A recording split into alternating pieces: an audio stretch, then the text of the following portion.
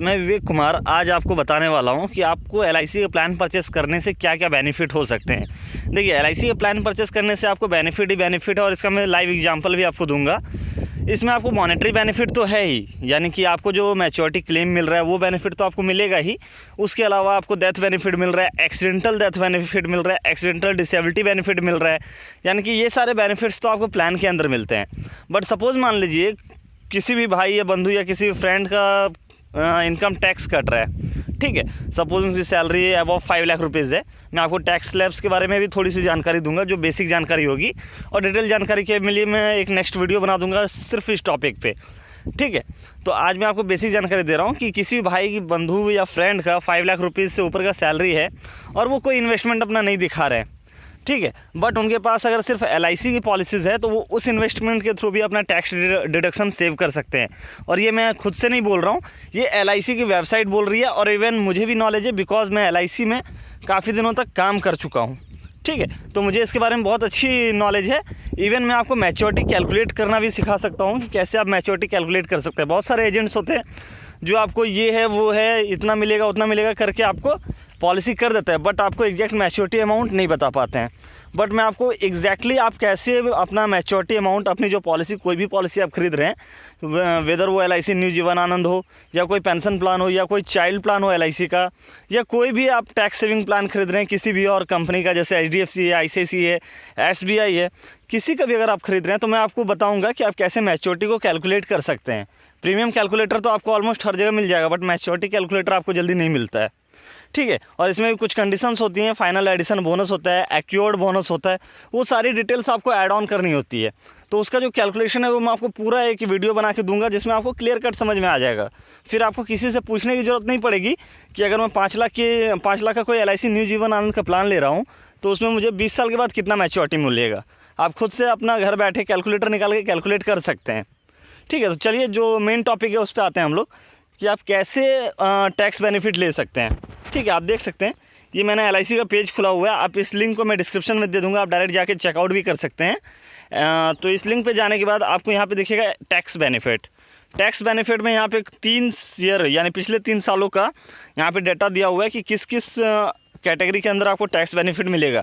Latest data अभी आया हुआ नहीं है, बट मान के चलिए कि इससे बेनिफिट आपका बढ़ेगा ही, घटेगा नहीं, क्योंकि जैसा कि आपको मालूम है टैक्स का जो स्लैब है वो इंक्रीज़ कर दिया गया है, तो उस वजह से आपका टैक्स बेनिफिट बढ़ेगा, बट वो कम नहीं होगा। तो चलिए मैं आपको लेटेस्ट, जो सबसे लेटेस्ट डाटा है 17-18 का, उसके अकॉर्डिंग मैं आपको डिटेल्स बताता हूँ। आप इस पर जैसे ही क्लिक करेंगे आपका पीडीएफ डाउनलोड हो जाएगा। पीडीएफ डाउनलोड मैंने कर लिया है पहले से ही, मैं सिर्फ आपको यहाँ पर दिखा रहा हूँ, देख सकते हैं आप। ये 17 IT फाइनेंशियल ईयर 17-18 का डाटा है। इसमें क्या लिखा हुआ है, income tax rates and tax benefit from life insurance. जो मैं आपको बेसिक जानकारी देना चाहता हूँ वो ये है कि एज़ पर जो न्यू टैक्स स्लैब है, इनकम अप टू 2,50,000 रुपीज़ अगर रहता है किसी भी इंडिविजुअल का या हिंदू अनडिवाइडेड फैमिली का बिलो एज ऑफ 60 ईयर्स, ठीक है। तो ये तो पुराना टैक्स रेट है, ठीक है। अभी नए टैक्स रेट में आपको भी पता है कि 5 लाख रुपीज़ तक का अगर आपका इनकम रहता है तो उसमें 5% का टैक्स लगता है आपको, यानी 5% टैक्स आपको पे करना पड़ता है। उसमें भी 2,50,000 तक आपका फ्री है, यानी 2,50,000 रुपीज़ तक आपको कोई टैक्स पे नहीं करना पड़ेगा। अबव 2,50,000 आपको 5% पे करना पड़ता है, ठीक है। तो ये टैक्स स्लिप का जो है मैं एक अलग से वीडियो बना दूंगा और एक चार्ट भी आपको दे दूंगा, ताकि आपको प्रॉब्लम ना हो इस चीज़ को समझने में। तो ये टैक्स स्लिप है।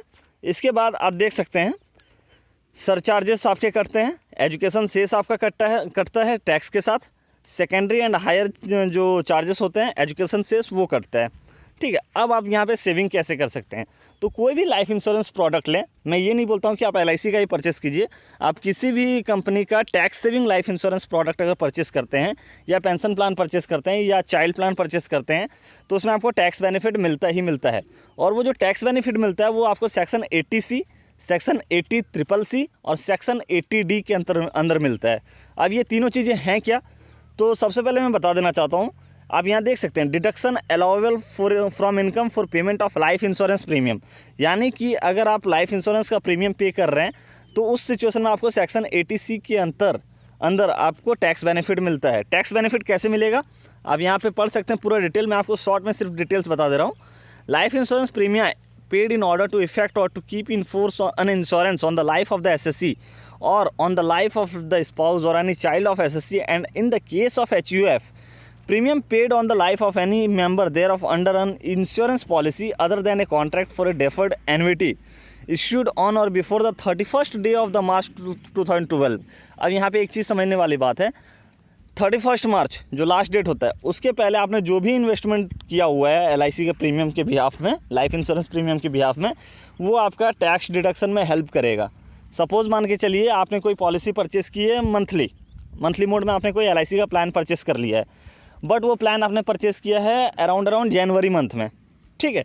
तो उस सिचुएशन में क्या होगा कि आपको 3 महीने जो आप पेमेंट करेंगे, जनवरी, फरवरी, मार्च, ठीक है, उसमें भी क्या है 31 मार्च से पहले जो भी आप पेमेंट करेंगे वही आपका कंसिडर होगा टैक्स बेनिफिट के लिए। तो इस तरह से आपको सपोज मान लीजिए 5 लाख रुपए की सैलरी है और उसमें आपका टैक्स कुछ अमाउंट कट रहा है और उस अमाउंट में आपने 3 महीने का ही LIC का प्रीमियम पे किया है, तो क्या होगा कि आपको टैक्स बेनिफिट पूरा नहीं मिल पाएगा, सिर्फ 3 महीने जो आपने पे किया उसी का बेनिफिट मिलेगा। तो इसीलिए कोशिश कीजिए कि जैसे ही फाइनेंशियल ईयर स्टार्ट होता है वैसे ही आप इमीडिएटली इन्वेस्टमेंट करना स्टार्ट कर दीजिए। ओके, तो जैसे ही फाइनेंशियल ईयर स्टार्ट होता है आपका मार्च के बाद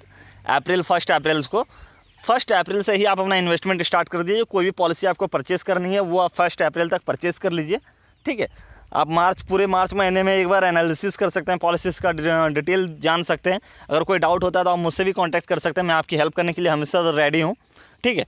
कांटेक्ट करके मैं आपको सजेस्ट कर दूंगा कि कौन सी पॉलिसी आपके लिए अच्छी होगी, जो आपके फ्यूचर में भी काम आएगी, आपके चिल्ड्रंस के लिए भी काम आ सकती है, ठीक है। तो आपका इन्वेस्टमेंट अगर जाता रहेगा तो आप 2-3 पॉलिसी परचेस कर सकते हैं, बट मेरा सजेशन है कि 1 अप्रैल तक आपका पॉलिसी इशू हो जाना चाहिए। हार्डली अगर आपका लेट भी होता है तो 10 अप्रैल से ज़्यादा डिले नहीं होना चाहिए, ताकि आपको पूरे ईयर का बेनिफिट मिल सके टैक्स में, ठीक है। तो आप समझ गए कि ATC का बेनिफिट आपको लाइफ इंश्योरेंस प्रीमियम के बिहाफ में मिलेगा, और जो इन डेप्थ डिटेल्स हैं वो आप यहाँ पे पढ़ सकते हैं। मैं डिस्क्रिप्शन में PDF का लिंक दे दूँगा, एंड जहाँ से आप फॉर्म डाउनलोड कर सकते हैं वो लिंक भी मैं दे दूँगा, वहाँ पे आप जाके देख सकते हैं। उसके बाद आप देख सकते हैं ATCCC का बेनिफिट है। ATCCC का बेनिफिट किस में मिलेगा, आप प्लान का नाम भी यहाँ पे स्पेसिफाई किया गया है, जीवन निधि प्लान एंड जीवन सुरक्षा प्लान। अब आप पूछेंगे जीवन निधि प्लान एंड जीवन सुरक्षा प्लान क्या है, तो ये मैं आपको बताना चाहूँगा। जीवन निधि प्लान और जीवन सुरक्षा प्लान जो है वो एक पेंशन प्लान है। सपोज़ मान के चलिए मेरी एज 25 या 26 वॉटेवर हो रही है और मुझे एक पेंशन प्लान लेना है अपने पेंशन के लिए, रिटायरमेंट के लिए, और मुझे अर्ली रिटायरमेंट लेना है। सपोज़ मैंने फाइनेंशियल प्लानिंग की हुई है कि मुझे 45 या 40 एज तक रिटायरमेंट ले लेना है, तो आप समझ सकते हैं कि अभी का खर्च और आज से 15 साल के बाद का खर्च काफ़ी डिफरेंस है। इन्फ्लेशन रेट भी बढ़ रहा है, 6% 7% के अकॉर्डिंग इन्फ्लेशन हो रहा है, और ये हो सकता है कि और भी बढ़े, ठीक है। तो उसके अकॉर्डिंग आपको प्लान करना होगा कि आपको कितना इन्वेस्टमेंट करना है, और इस चीज़ का इन डेप्थ नॉलेज के लिए आप मुझसे कांटेक्ट कर सकते हैं, मुझे मेल कर सकते हैं, कॉल कर सकते हैं, मैं हेल्प कर दूंगा आपको कि आपकी एग्जैक्ट रिक्वायरमेंट क्या हो सकती है उस टाइम में और कितना एक्सपेंसिव हो सकता है, ठीक है। तो आप जो भी प्रीमियम पे करते हैं पेंशन पॉलिसीज़ के बिहाफ में, उसके अंदर आपको सेक्शन 80CCC के अंदर आपको टैक्स का बेनिफिट मिलता है, ठीक है। तो आई होप ये आपको क्लियर होगा, और ज़्यादा डिटेल्स के लिए मैं एक सेपरेट वीडियो बना दूंगा प्लान वाइज। LIC के जितने भी प्लान्स हैं एंड जितने भी लाइफ इंश्योरेंस कंपनीज़ के प्लान्स हैं, टैक्स सेविंग प्लान्स हैं, उन सब से रिलेटेड मैं आपको एक वीडियोज़ बना के दे दूँगा ताकि आपका डाउट्स क्लियर हो जाए, ठीक है। मेरा मेन फोकस अभी जो है इसी के ऊपर है, तो मैं आपको क्लियरली इसमें बता सकता हूँ। अब देख सकते हैं ATD जो है वो आपको मिलता है मेडिकल इंश्योरेंस जो भी आप करवा के रखते हैं। जैसे यहाँ पे एक प्लान का नाम भी लिखा हुआ है, जीवन आधार प्लान, ठीक है। तो इसमें क्या है आप क्लियरली देख भी सकते हैं कि Jeevan Vishwas plan for maintenance of an handicap dependent where handicap dependent is suffering from severe disability, ठीक है। तो इसमें क्या होता है कि सपोज़ मान लीजिए कि कोई भी तरह का मेडिकल इंश्योरेंस आपने लिया हुआ है, चाहे वो LIC से लिया हो आपने, चाहे कोई भी कंपनी से लिया हो, वेदर वो स्टार हेल्थ हो, अपोलो म्यूनिक हो, कहीं से भी आपने लिया हो, तो जो भी आप हेल्थ इंश्योरेंस पॉलिसी लेते हैं उसके अंदर आपको ATD का बेनिफिट मिलता है, यानी कि सेक्शन 80D के अंदर आपका टैक्स बेनिफिट होगा, और ये एक 75,000 तक मैक्सिमम होता है, ठीक है। स्पेसिफिकली किस सेक्शन में कितना आपको टैक्स बेनिफिट होता है इसके लिए मैं एक सेपरेट वीडियो बना के दे दूँगा, आप देख सकते हैं उसे। ये मैंने सिर्फ एक बेसिक कॉन्सेप्ट के लिए बनाया हुआ है ताकि आपको नॉलेज में रहे कि पॉलिसी आपको कब परचेस करनी है, जिससे आपको ज़्यादा से ज़्यादा टैक्स बेनिफिट मिलेगा। तो ये डिटेल्स है आज के लिए। आप एक बार ये PDF अपने से खुद से एक बार डाउनलोड करके देख लीजिएगा, आपको समझ में आ जाएगा। कहीं अगर कोई डाउट होता है तो प्लीज़ आप मुझे कमेंट करके बताएं, मैं डाउट को सॉल्व करने की भरपूर कोशिश करूँगा। तो आज के वीडियो में इतना ही। वीडियो देखने के लिए धन्यवाद। और अगर आपको वीडियो अच्छा लगे तो प्लीज़ लाइक करें एंड अपने फ्रेंड्स के साथ शेयर करें।